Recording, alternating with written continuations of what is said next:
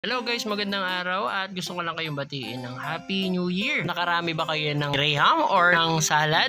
At kinabukasan hinahanap nyo ang CR? Huwag kayong mag-alala, hindi kayo nag-iisa. Kidding aside guys, may deliver pala tayo today dito kay Ma'am Jonah. At ang order ni Ma'am Jonah ay 2-tier cake. At ang team nito ay Bear. Gagi, may mali, may nakalimutan tayo. Ay, cupcake.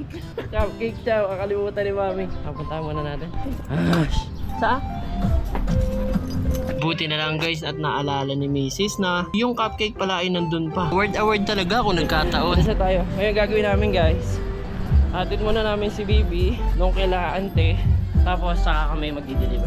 Let's go. Kaya ngayon ay mag-upisa na kami bumiyahe. At kaya nga agad-agad ko pinatakbo ng 120. At kaya nga habang bino-voice over ko tong video na to, nararamdaman ko pa rin ang mga kuko sa magkabilang bewang ko. Charot-charot lang tayo guys ha. Ayun ay bumabiyahe na nga pala kami dito sa may MacArthur Highway. Sobrang dami mga sasakyan dito kaya kailangan dahan-dahan lang talaga para hindi ma-deform yung cake. Dito na pala kami dumaan guys sa Malinta, then may Silo, then Robinson, Malabon. At sa bilis ng biyahe namin, nandito na pala kami sa SM Sangandaan. At dito ay agad kami dumaan sa San Roque, C3 at sa May Paho. At ang balita namin, konti lang ang e-bike dyan. At sa bilis ng biyahe namin at walang traffic, nakarating agad kami sa lugar ni Ma'am Jonah. Ikot muna tayo kasi hindi daw dito yung location ni Ma'am. Likod daw ng Jose P. Laurel na high school. So, punta muna natin siya. At habang naghahanap kami ng barangay hall, nakita namin ang bulling to.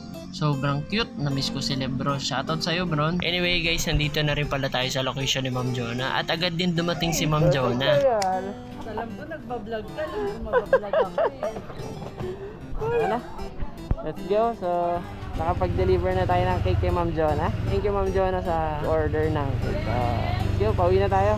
At sa last part ng video na to, gusto ko lang mag-thank you sa lahat ng umorder ng cake last year. At sana this year, mas marami pang tumangkilik kay KB Bakes. At syempre, mas maging successful tayong lahat.